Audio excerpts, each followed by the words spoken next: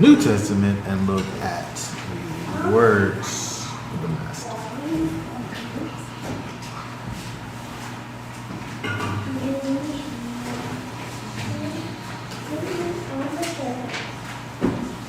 Okay, so this week's words of the Master is Yeshua speaks to a great multitude. We'll be looking at Luke chapter 12. Luke chapter 12, 1 through 59, I guess, is essentially the entire chapter of chapter 12. We'll look at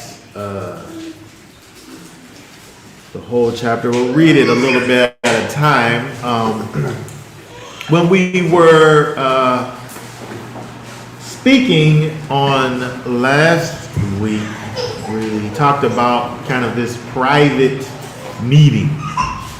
This private meeting that happened with Yeshua and these Pharisees, who he ends up chastising and speaking harshly to as a result of, the character that existed inside of these people. Probably the whole time that they were, seemingly trying to, what it looked like was something that was, they're being hospitable, come and eat with us and be with us in this little whatever. But in all actuality, they were trying to just do more of the things that they always did, but without the public, the people looking and seeing what it was that they were doing. And so somehow, as that happened, and Yeshua began to speak badly to the Pharisees, at some point, either it spilled out from the private zone, or the private space became overrun with more people. Because if we look at verse 1 of chapter 12, where it keeps on going, we see that this happened. Just read for us, and there's so many different things that are going on. We'll just read a little bit at a time and talk about each one as it goes. So let's just first just look at verse 1 of chapter 12 of Luke. Okay. Luke 12:1. Meanwhile, when the innumerable crowd of people had gathered together so that they trampled one another, he began to say to his top ones, "First, beware of the leaven of the Pharisees, which is hypocrisy." Okay, very good. So here is again, and the way it starts off, in the meanwhile, while this is going on over here, hold on a second. Meanwhile, so they're in this place where this crowd has gathered. There's so many people. They said that they were innumerable. They're so tightly packed into this space wherever they are. People are trampling over one another. They're just packed into somewhere.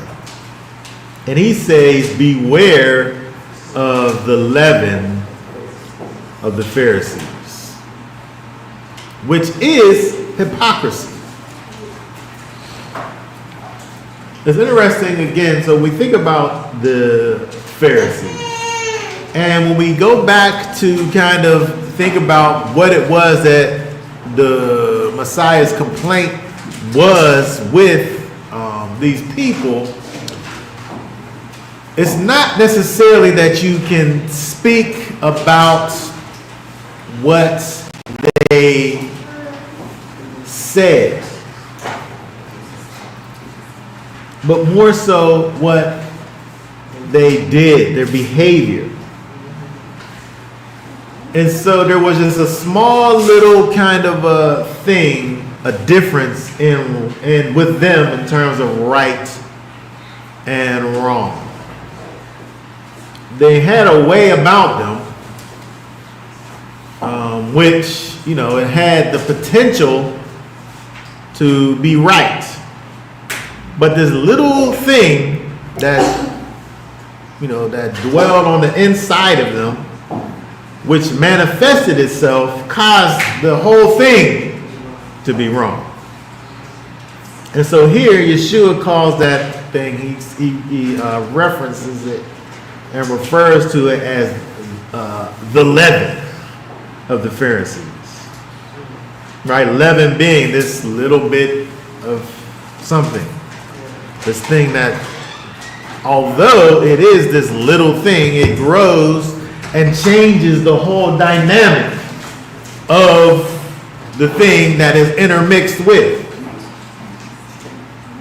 It takes a thing that is, you know, one thing and changes the entire substance of that thing. Just, you know, from being this, from a ratio perspective, this little part changes everything. And so for the Pharisees, that leaven of the Pharisees, he's saying, is hypocrisy. You say one thing, but your life don't match.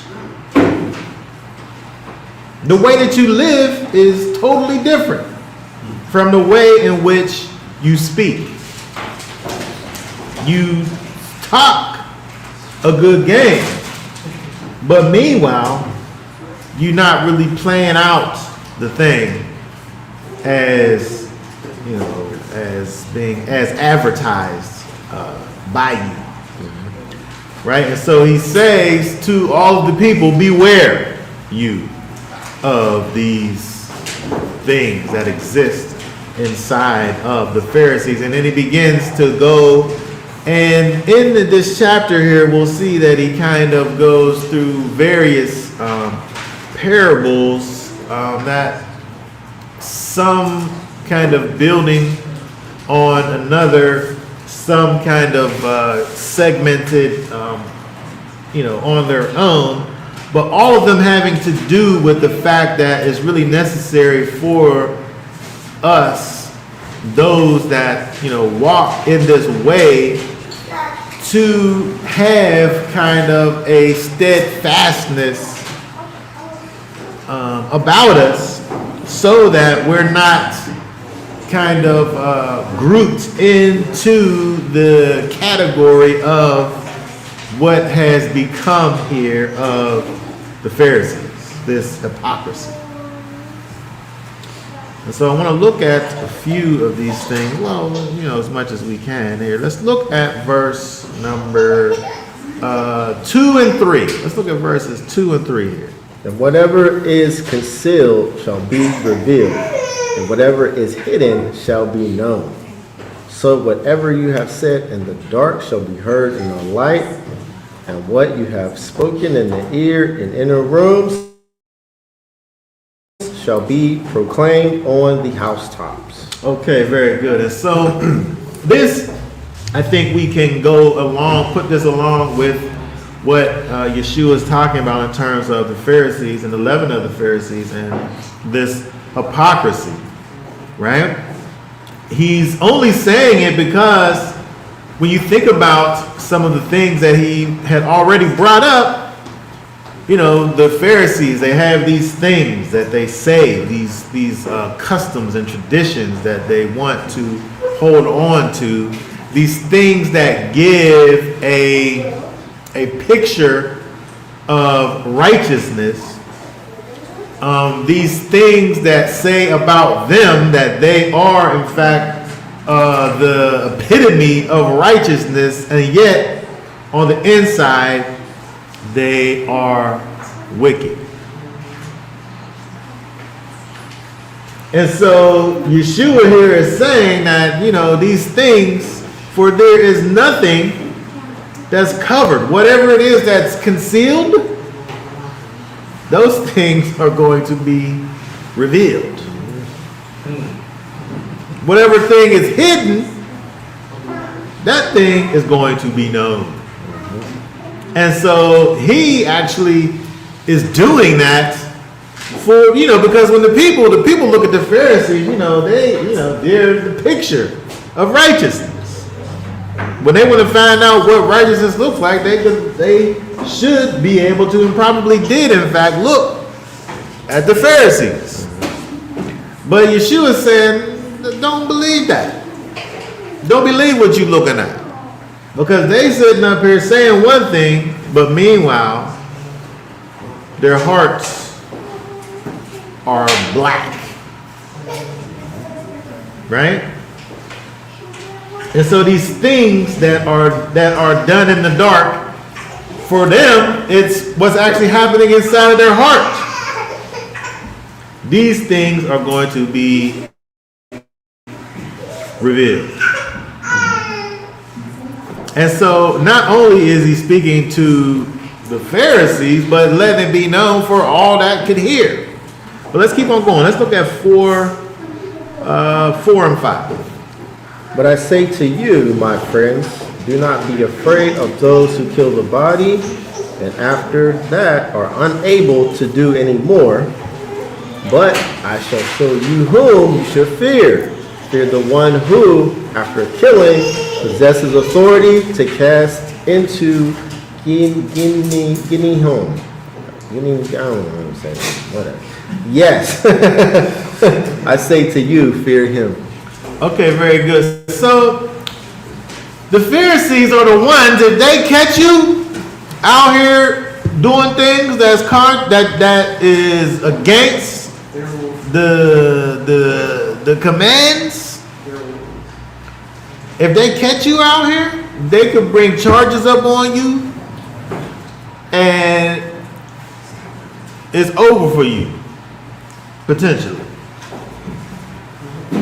Right? And so he says over here, don't be afraid of them. That's what he's talking about, right? Don't be afraid of them, because they can only do something to your body. Mm-hmm. But there's something that is more than just the body. The thing that they do, they could do it to your body, but there's something else other than that going on inside of you. And so he's saying something here without saying it that's pretty heavy.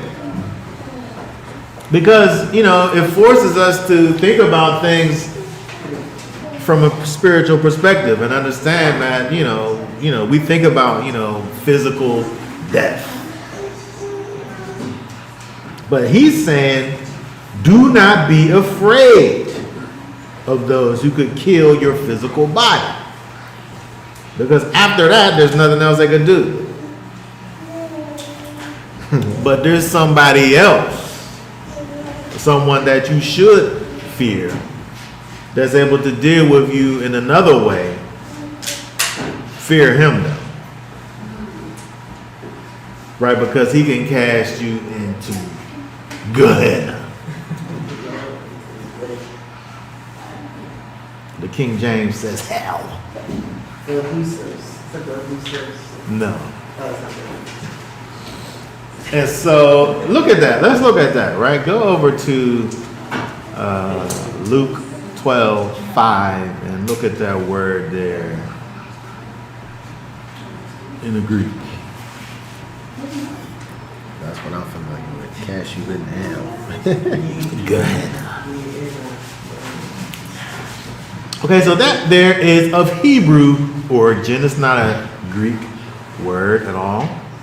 It's of Hebrew origin. It's interesting when you think about this place. Okay, so it's a physical place, though. That's called this. That's in a physical location, right? It was this place that was essentially like a landfill, right? Where they would take things there and burn them, right? it was this place. It was near Jerusalem. It was a valley, and the fire there was always burning, right? And they burned the bones of anything that was unclean, dead carcasses, and other pollutions. This is what they burnt over there. And so this word here, Gehenna, if we look at the Greek word there, where it sends you to the Hebrew origin. Click on that 15:16.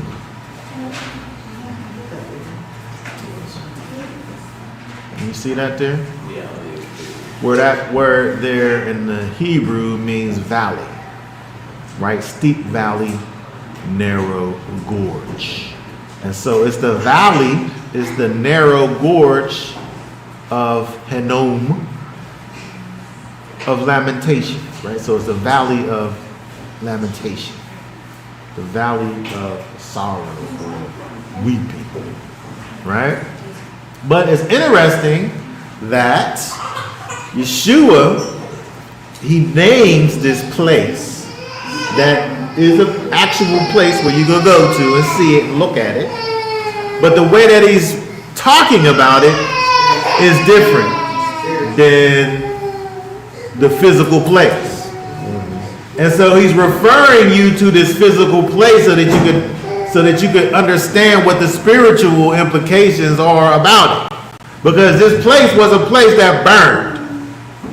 And where they took stuff to go burn. They took unclean things and burned them there. But he obviously wasn't talking about a physical place here. But he was only referencing this physical place to cause the people to be able to have an understanding of what it is that he actually was talking about, which was spiritual. After you die, put in your soul. Another place that got nothing to do with your body. If he's talking about a physical place, right? The actual physical place here that he's referring to makes sense. But he's saying if this other place that you go and be cast into is not the same as you just going to this physical place and just having because essentially it's the same thing, right? If you just go there and your body burns up. I mean, it's just say like the cremator, it would essentially be the same as fear the person that could cremate you or something like that. If you're Don't fear the person that could cremate you, but yeah, fear the person that could kill the you. blast furnace. Yeah. Right, we live in this steel mill town where they had this hot furnace that melted iron. He's saying this thing to get you to think about a hot place, but it's not the physical hot place that he's referencing. He's only referencing it to cause you to somewhat relate to the actual thing that he's talking about. So he names this thing like the mill Edgar Thompson, right? He's referencing this thing that actually exists only so that you can kind of understand what it is that he's talking about.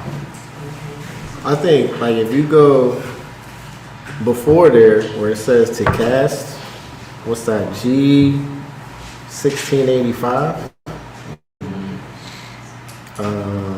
And Balo, to throw on, that is figure subject, eternal punishment, to cast into, and it only occurs here. So that's another, supporting what you're saying, making it more spiritual. Mm-hmm. He letting you know, like, this is deeper than, Yeah. Just the but physical. because the context of what he's saying takes it out of the physical. But then now, like as we're looking at this closer, we're saying that he's doing things even in the words that he's using beyond the context. He's doing these things even in the words that he's using to cause us to place our minds in other places than just a physical place. Because if he was just talking about the actual literal Gehenna, the physical place, this doesn't even make any sense. If he was to say something like, don't worry about the person that could kill your body, but worry about the person that's going to burn your body up. Maybe the same person. It's the same thing, right? But again, he's doing this because these Pharisees, they're doing these things. They got all this physical things, these things that they're saying, but they're denying the actual spiritualness behind all of it and the actual authenticity to the things that they're doing. Let's look at go to Matthew 5:22. We're still talking about Gehenna. Just read it. Yes. Matthew 5:22. But I say to you that whoever is wroth with his brother without a cause shall be liable to judgment. And whoever says to his brother, Rakah, shall be liable to the Sanhedrin. But whoever says, you fool, shall be liable to fire of Gehenna. Okay, so again, this word here is used, and he talks about this judgment of fire of Gehenna. Like the ultimate. Where it's like a more severe thing than what could happen to you from what the Sanhedrin might do, or any type of judgment that your brother might do. You know, because either one of those things, your brother or the Sanhedrin, either one of those could literally kill you. You said what?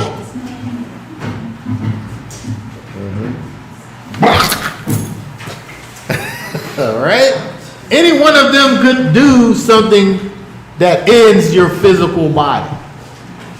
But then whenever it talks to this thing that happens on the inside of you, this internal hatred that you might have someone to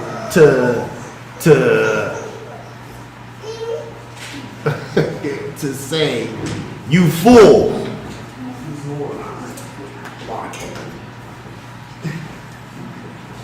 Right? This internal just disdain that you have for somebody to deal with them in this way. It says that you're liable of this other kind of judgment. Look at Matthew 9:43. Because this is the same type of judgment. 9? Matthew 9? Yes. And Verse 43? 43, yeah. I don't see that. You got it? 9? Yeah, 9 to 43. Matthew 9, hold on. Oh, wait a second. That's the wrong verse. Hold on a second. Let me see what verse it is.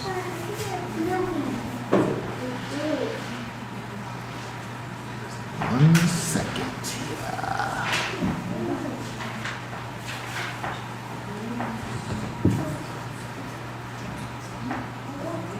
That is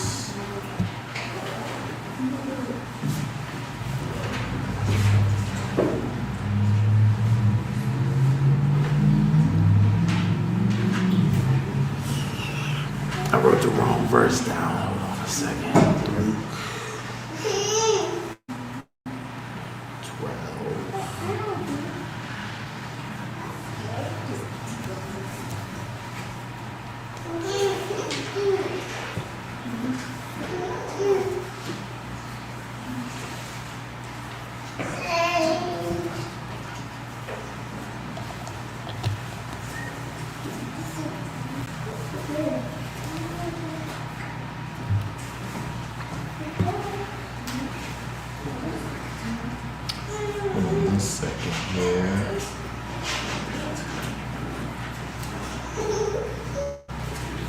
It is Mark. Sorry. Mark 9:43. Mark 9:43. And if your hand makes you stumble, cut it off. It is better for you to enter into life crippled than having two hands, than to go into Gehenna, into the unquenchable fire. Unquenchable fire.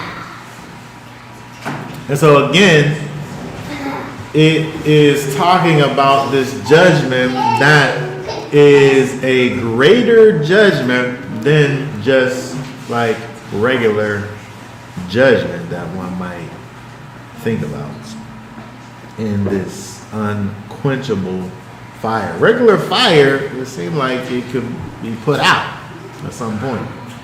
It's funny that Greek word is asbestos. For that never shall be quenched. yeah, because asbestos, you know, that at some point was like this. It was like this miracle thing. But one thing that is good for us is the insulation. Yeah. Insulation, Right. and so it causes something to really be, protected from fire, among other things. They put it in everything. They put it in all kinds of things, but one thing that it does is used as insulation. Yep. Interesting. So it caused something to actually be like, So it's good at like keeping. It's not flammable. yes, that's correct. Oh, okay. So it could burn forever, potentially. Right? Okay. It's this thing that could just keep on burning, Okay. and it protects the thing. It allows for something to be, It won't let what's burning past it. yes. All right. So like old electric cables, they were covered in asbestos.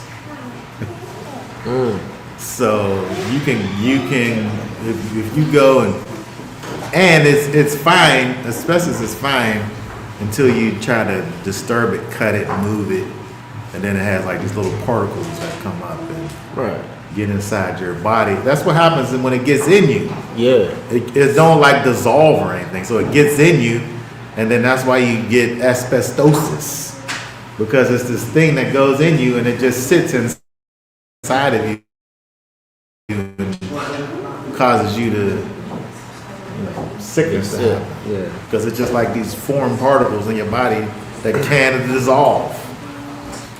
So they're kind of unquenchable themselves. Full That's circle. interesting. I had no idea that word was asbestos. Yeah. So I'm like, what? That's crazy. But we're talking about the fact that that Yeshua is referring to this place that is a level of judgment that is beyond normal judgment. Fear that. Don't fear the things that could do something to your actual body, but fear the one who's able to cast you into this place that the judgment is far greater than anything that can actually happen to your physical body. Yeah. Okay, keep on going. Let's read back to Luke 12, 6 and 7.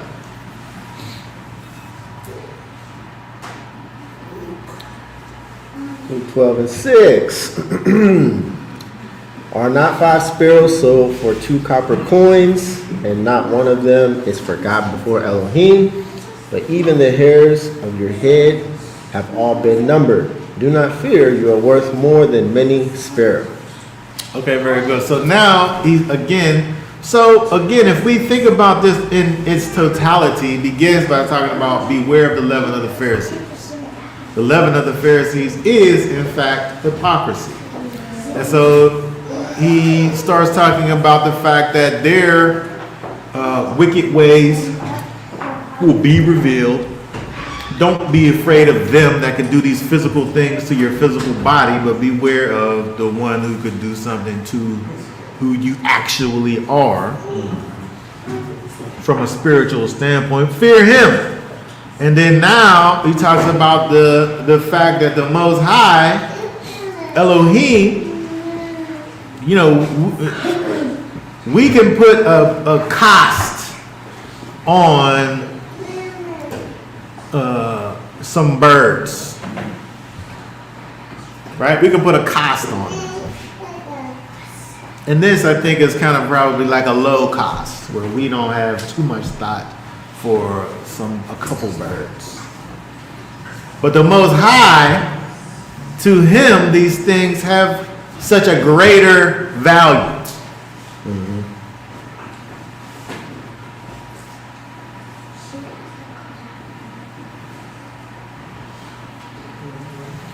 But then in verse 7 he says, but even the very hairs of your head are all numbered. And you're greater in value to him than those things are. The sparrows.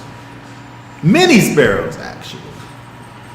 And so now he's causing the people to kind of shift their focus, look at the Most High, look at Elohim, and think about the fact that, you know, we have these hypocrites to look at in terms of the picture of righteousness, but in fact, we actually need to be looking at the Most High, who, unlike these people, actually cares about us.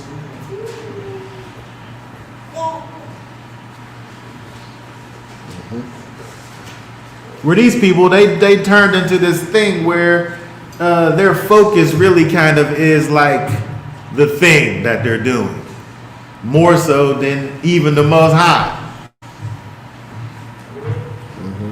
Which kind of speaks to the hypocrisy of all of this. They're doing this thing, and they're doing all of these things inside of this thing. Meanwhile, the thing that they're doing is supposed to be connected to the Most High, but it isn't anymore.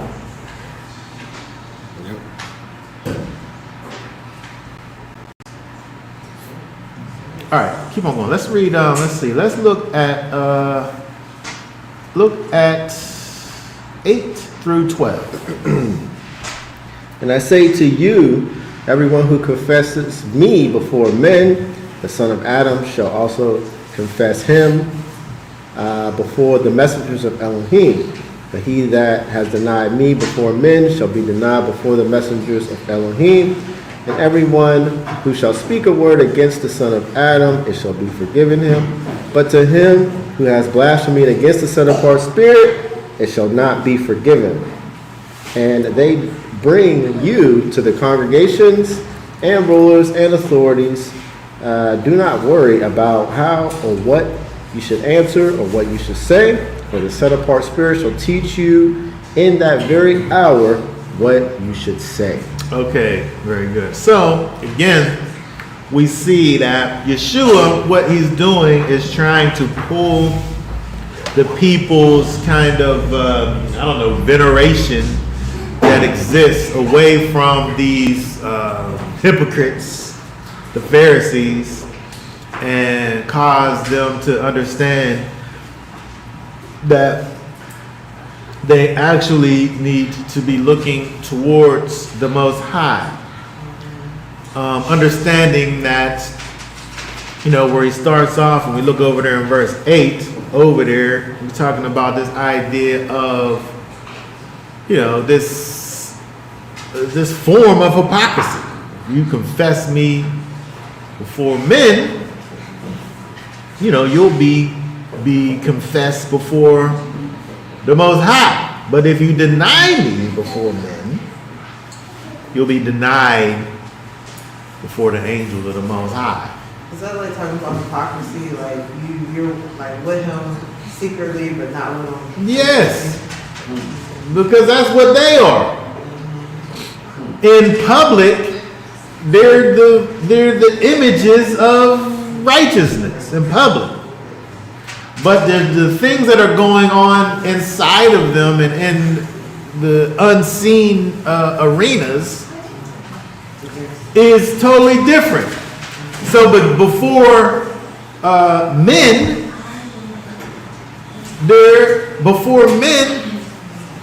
it says, who shall before men, they have a different confession.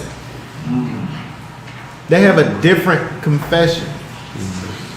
And so, you know, if you was to openly, well, in private circles, let's say, you know, you're the biggest fan follower of Messiah in closed circles. But before men, you deny him. Then you're denied. Denied. The little stamp. Yeah. But if everywhere you go, you're the same, then that's the way that you'll be treated from the Most High. And so it kind of, all these things kind of go together. First of all, the fact that the Most High loves us, his people, more. He loves the birds. He loves the birds. He takes care of the birds. They don't got to think about nothing. He talks about things of the fields in another place too. And he takes care of those things. They don't got to worry about nothing. They just go around and just live and eat and take what all of these things. The Most High takes care of all of that. Mm-hmm. But as much as he loves them, he loves you more than that. And so why would we then think that we have these people that can't even do the things that they talking about, be the ones that we supposed to be looking to, instead of the Most High who loves us?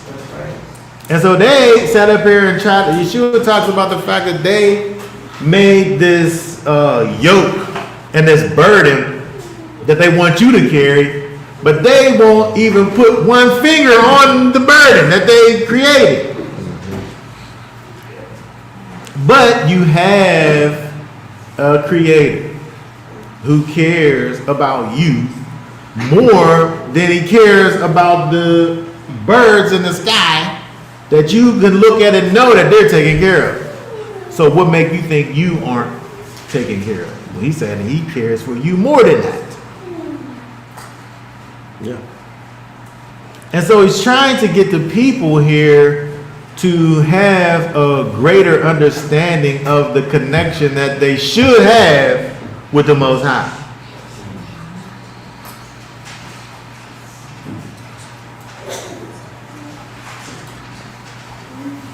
And that in these various situations, as he goes down in 11 and 12, in these various situations, all situations, that he is able, if we can trust in him, be able to lead us and guide us into all, through all things.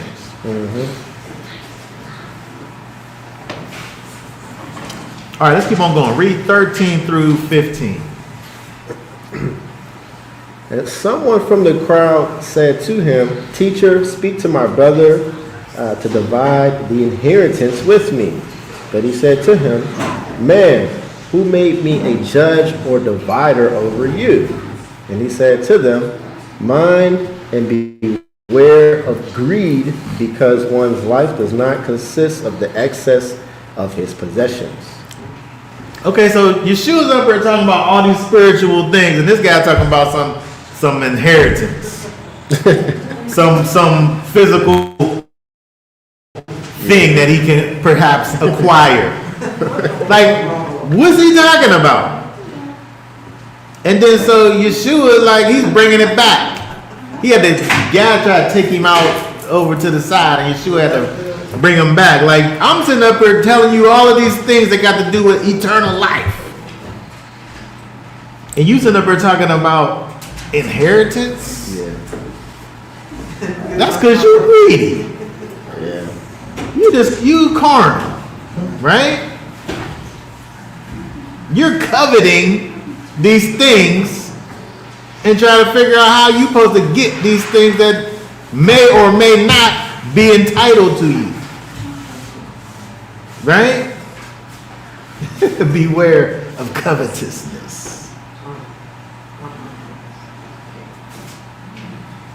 Why would we even think to ask him that? Because he's carnal. Right? Yeah. And so now he got to go into this whole thing about all of these things. Here, look at, let's read from 16 down to 21. He then spoke a parable to them, saying, the land of a certain rich man yielded well.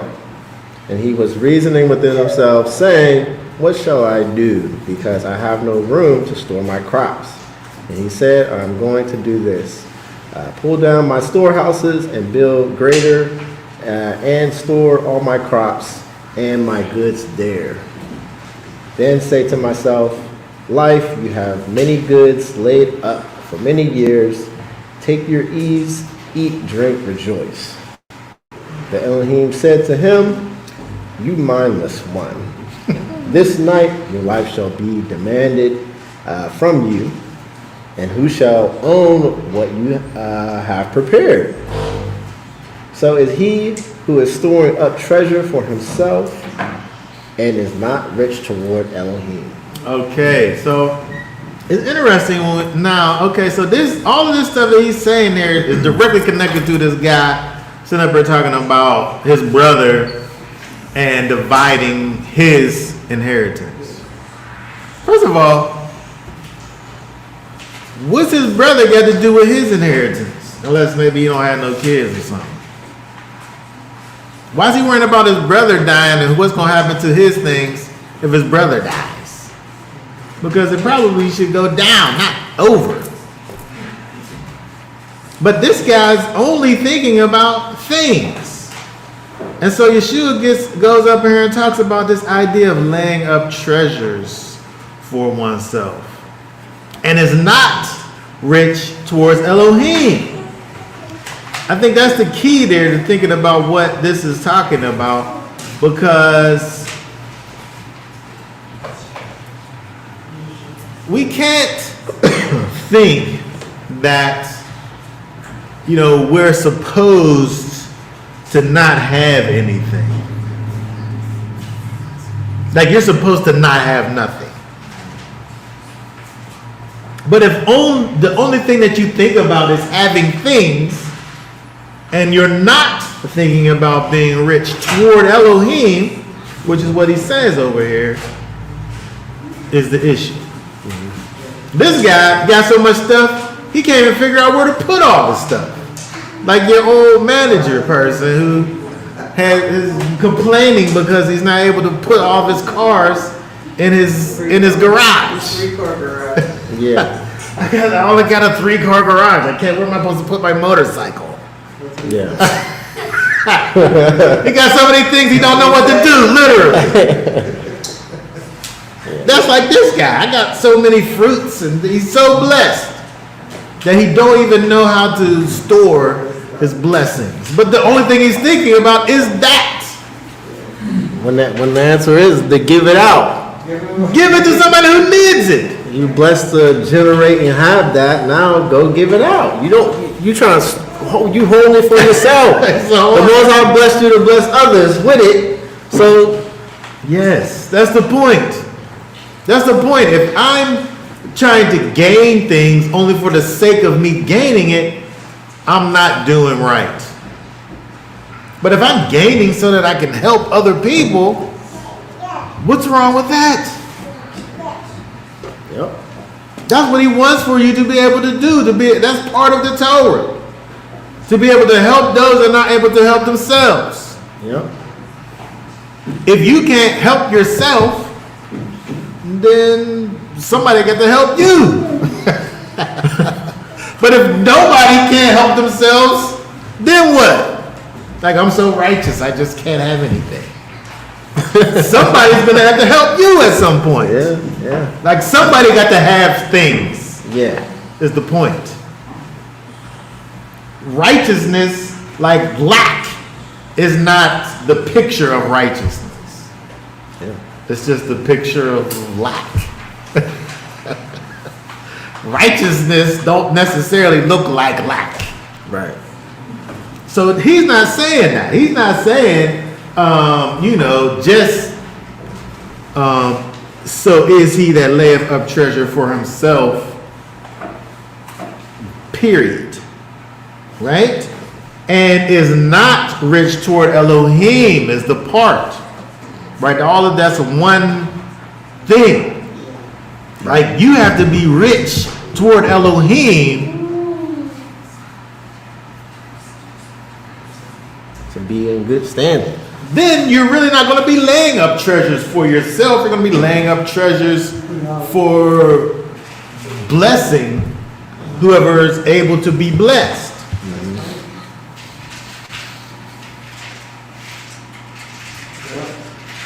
That's how we know, like, these.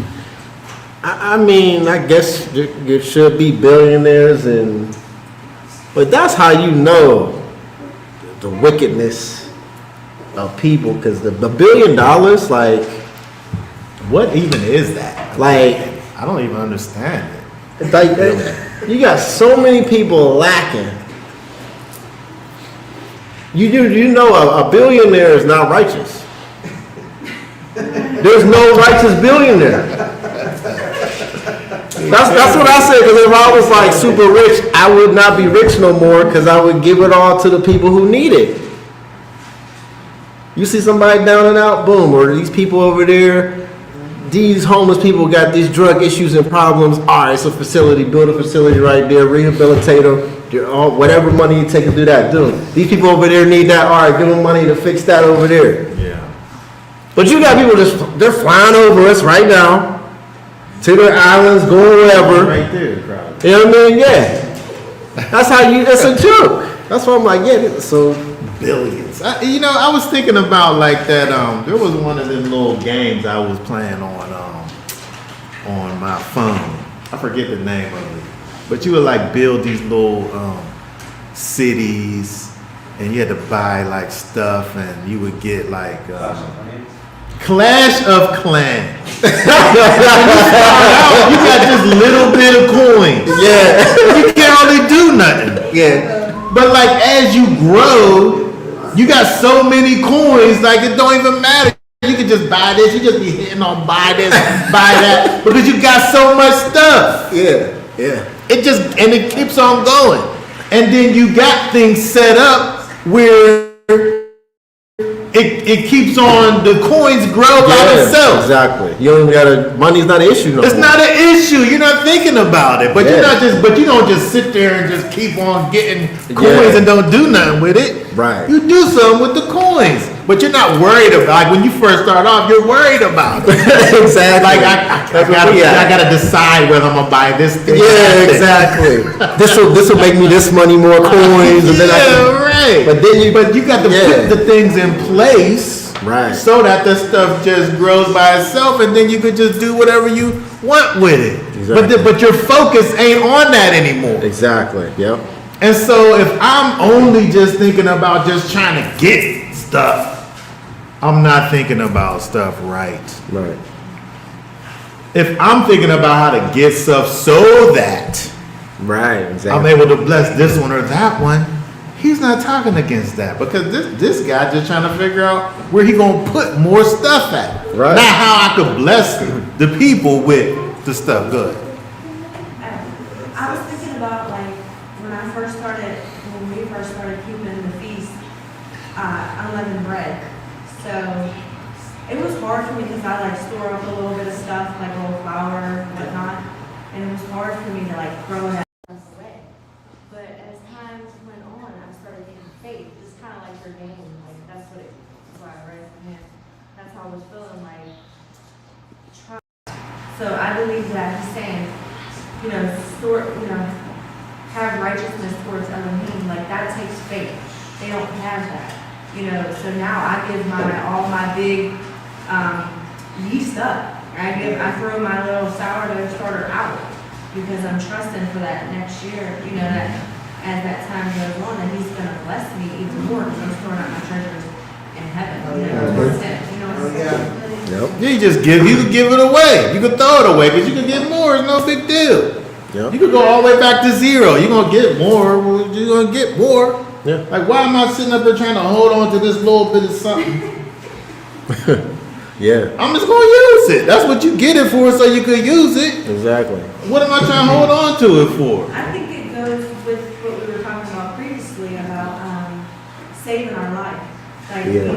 I think that's what the enemy of this world wants us to do. He wants us to worry about our life here. It's always about preservation, but we know that's where you're staying. So, like, we're not worried about dying physically here because it's inevitable.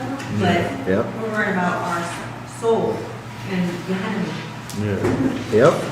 And the Most High will provide for you, just like He provide for them birds. Exactly. Them birds ain't thinking about how am I supposed to get my next meal. Yeah. They ain't thinking about it. They just living their life. I'm out there working down here by the river, and I'm looking at all these little ducks. They're swimming up the river. They just get little things or whatever that they pick out of the water as they're swimming by, hanging out, just living their life. Birds just swinging around, and they just doing their thing. They don't think about, like, man, how am I eat today?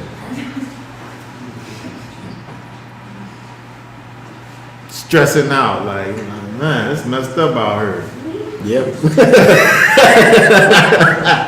Like, whatever things happen in the ecosystem out here that people want to have all of these things that they got to say about it, the world of global warming, blah blah blah. We worry about it. Don't worry. Them animals ain't worrying about it. They just do what they got to do, Yep. and they still out there Yeah. living. But that's what he's saying. Like, don't sit up here and think about. Drop down to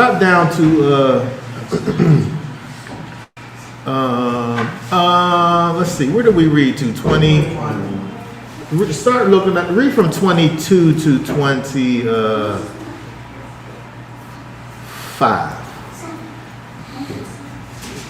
Right, 22. And he said to his top ones, "For this reason I say to you, do not worry about your life, what you shall eat, nor about the body, what you shall put on. The life is more than the food, and the body is more than the clothing. Look at the ravens, for they neither sow nor reap, which have neither storehouse nor granary, and Elohim feeds them. How much more valuable are you than the birds? And which of you, by worrying, is able to add 1 cubit to his lifespan?" 25. He said, by you, and which of you, by worrying, can add to his stature 1 cubit? Like, I got all these problems. Worrying don't change the problem. It don't. It don't change it. It can't change it. He said he put a challenge out. Which one of you, by worrying, is able to add 1 cubit to your stature? Go ahead. Do it. Go ahead. Which one could do it? Nobody could do it. It's impossible. How you say impossible in French? Huh?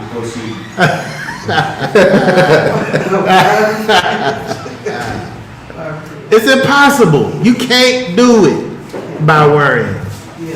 That's why he said don't worry. The Most High loves you more than the ones that you sit up here and want to. You put less of a value on the things that the Most High, He got a value on those things too. But He puts a greater value on you. So the thing that you're looking at and you're that you don't think about, these created things out here that you don't think about, you have a low value on them. The Most High has a higher value on them, but He cares about you more than that. Life ain't about meat, Yeshua said, nor is about clothes.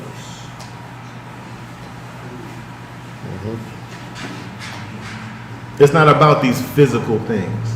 That's how he even started talking about this stuff in the first place. It's not about these physical things.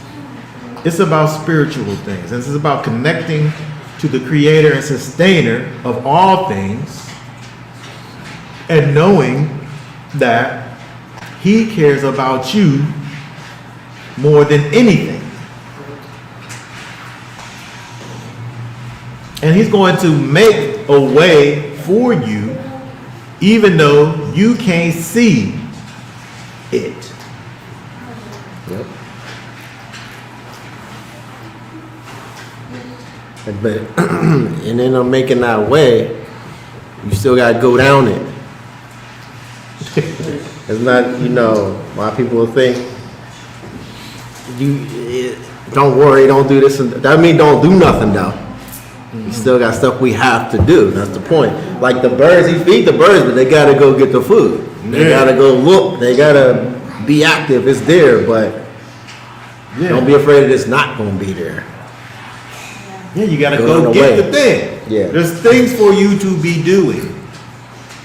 There's things for you to be doing, and that's where the fear part comes in at. Like if the bird is scared to go out of the tree, that's the one that dies. Because mommy only gonna come back with the food for so long until mama bird push you out, and then you don't flap your wings. You see the dead bird just down at the bottom of the thing over there because it never flapped its wings. Exactly. Right? There's something for you to do, but fear, but that's just nature though. So if you just do the things that's natural that you're supposed to be doing, you'll be fine. Yeah. There's nothing to worry about. All right, let's drop down. Drop down to 29. Drop down to 29, 329 through 31. And do not seek what you shall eat or what you shall drink, and do not keep worrying. For the nations of the world seek all these, and your Father knows that you need these. But seek the reign of Elohim, and all these shall be added to you. Okay, seek is the word we want to look at here. Verse 29, seek. What's that word say?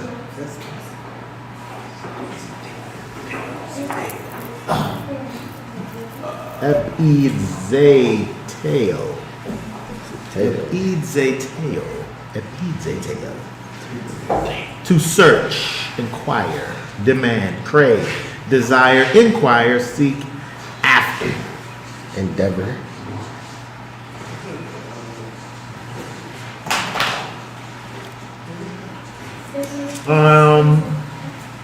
Look at, let's see, what is that?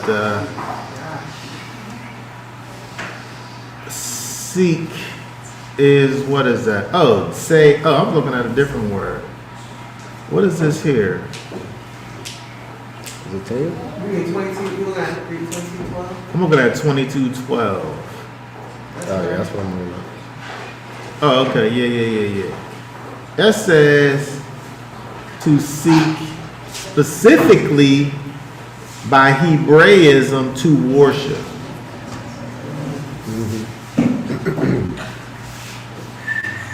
And so there's this endeavor that one might take that's so strong. It's so like intense. This seeking is so strong that it could be called worship.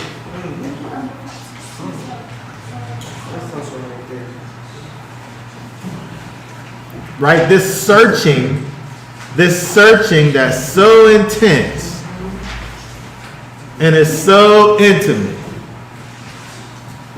that it could be called worship. We can't be doing that as it relates to eating and drinking, physical things, these physical pursuits that are so we have them so far up on our list of things that it could be called worship. Worship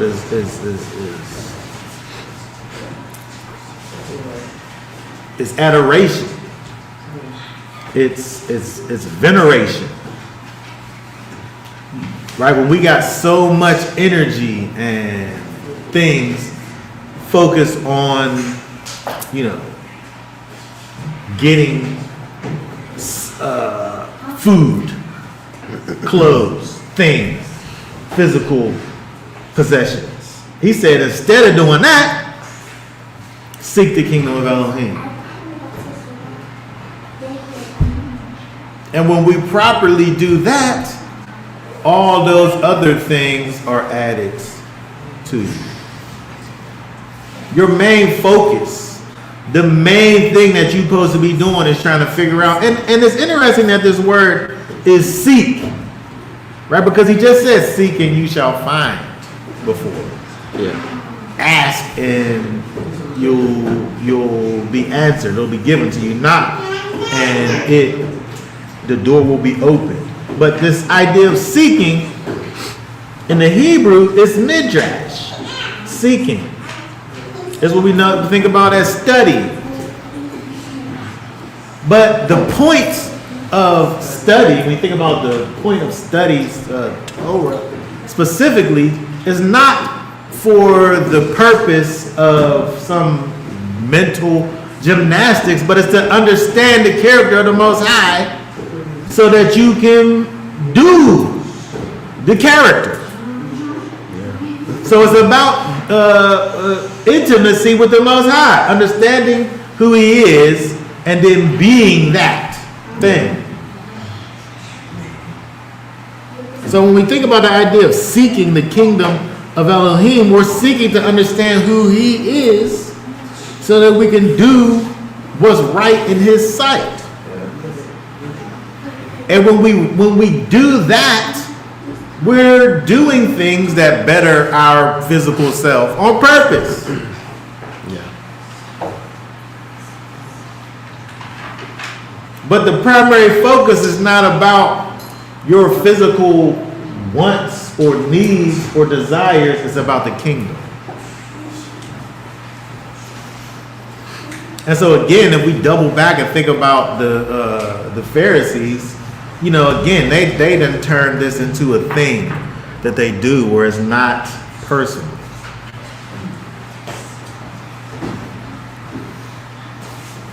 All right. All right, let's go all the way down here because let's go.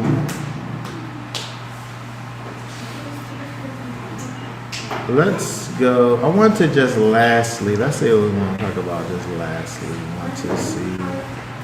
Let's go down to 37. We'll just end with looking at 37.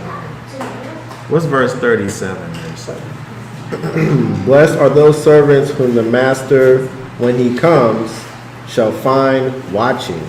Truly I say to you that he shall gird himself and make him sit down to eat, and shall come and serve them. Okay, very good. So this idea here of watching, right? When you think about watches, they had the people that were like on watch, the kind of the security people, looking out for, if the bad guys, the enemies came, they're able to see, right? The idea is being awake. The idea is being alert so that when the thing that you're waiting on happens, you don't miss that thing. the person on watch is waiting on something bad to happen so that they can be alarmed and not be taken off guard. And so the idea of being awake, being aware, and watching has everything to do with being connected to the Most High. Right. If you're connected to the Most High, when He comes, you don't got to get ready.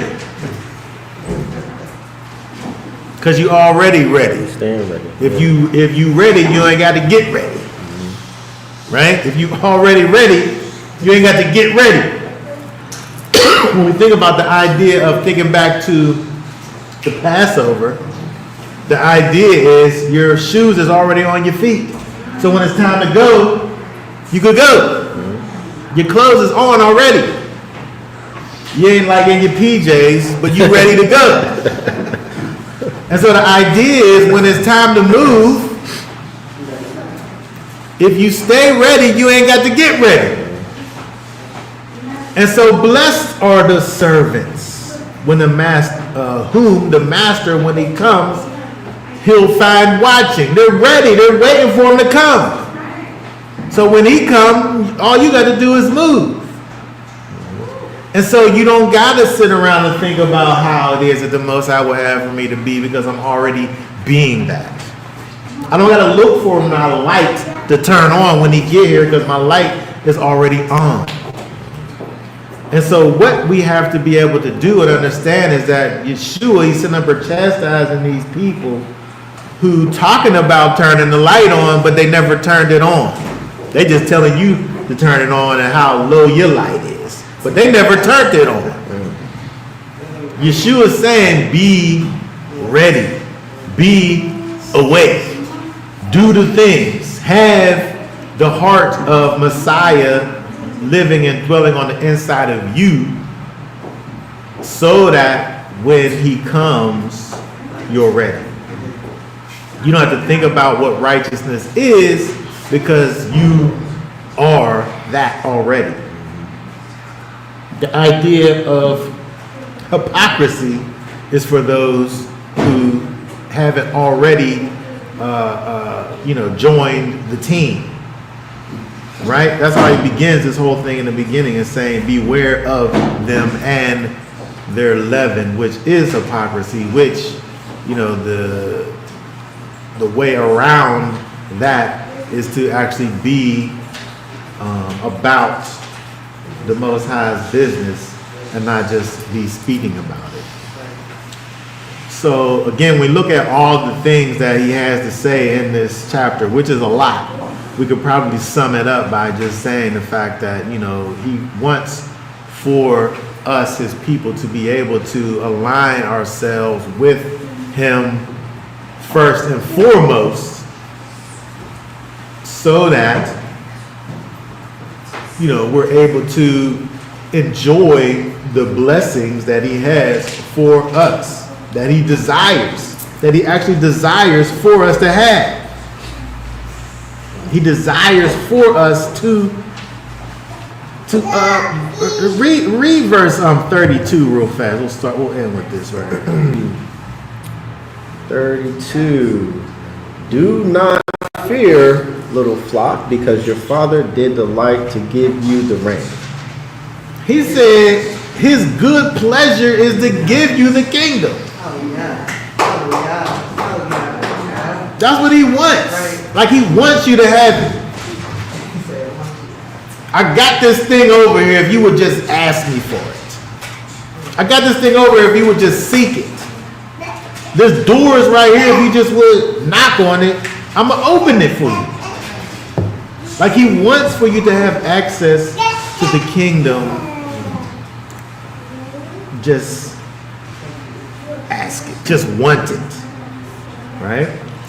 Okay. Does anybody have any thoughts, questions, comments? Go ahead. This message had me so excited. I don't know about everybody else. My coat's off. I'm hot. It's just such a beautiful. It's such a beautiful message. things that we do in our home is that we'll watch some videos on YouTube pertaining to people, because the economy is just terrible. You know, all the way around. People are losing their jobs. People, you know, they're losing pensions. You know, their jobs, they've been out of 12 years. They go to work and they like, it's closed. It's just like, what is going on? So I was thinking about, you know, we'll watch those videos and it can be really sad. But a couple of days ago, I had this thought of just like, wow, what an opportunity for people to lean into their situation, to find and to lean on the Father and for that guidance. You know, it's just, this message is just so reassuring to me that there's nothing to be afraid of. Like, he's literally right there. Like, there's nothing to worry about. So, I don't know, I'm excited. Oh, yeah. It just has me on fire to just be like, don't think about tomorrow. You know, the word says that. Don't worry about that. Just know that I got you. And just knowing that he's going to provide no matter what. I love that example that April brought up too about Passover, because I'm solely the one who gets the food out. And I've been there in the beginning of being like, now, he ain't say I couldn't put it in my car. Okay. I was also the one to be like, look. I was also the one that was like, this ain't open, so I'm gonna return it. Right? You know what I'm saying? So Talking about return, I was like, you return?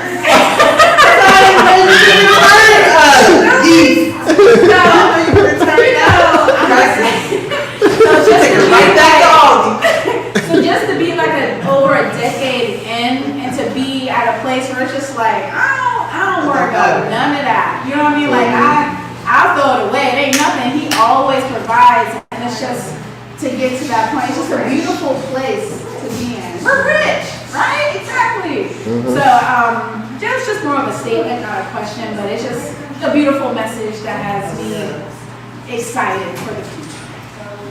I would also just like to, just a couple things, but we're rich every Friday night on Shabbat. Come on now. You know,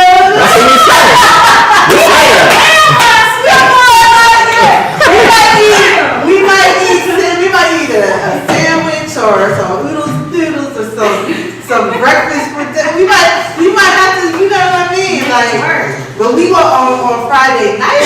Rich. And dessert. And we got this. And dessert too. Right? Anyway, and when the feast come, we got the fruit. We got all kinds of things, right? Yeah. But anyway, I just was thinking about just our experiences over time and just the life I think that we live.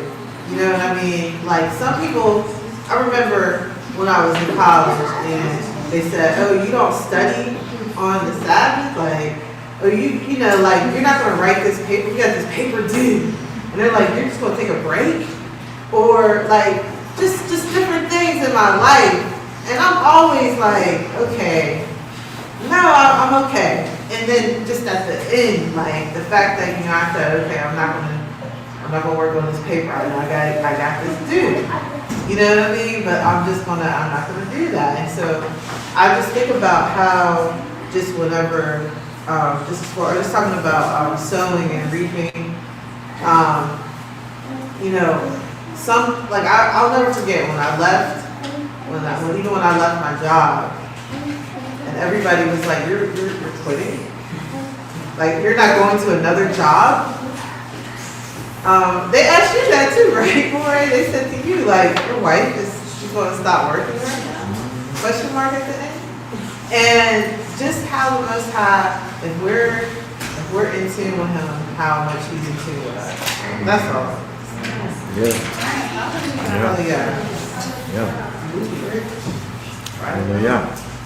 All right, so that being said, this will be done for now. Y'all want to be back on next Shabbat to talk more about the words of the Master and also the annual Torah portion. So for now, we'll say Shabbat Shalom.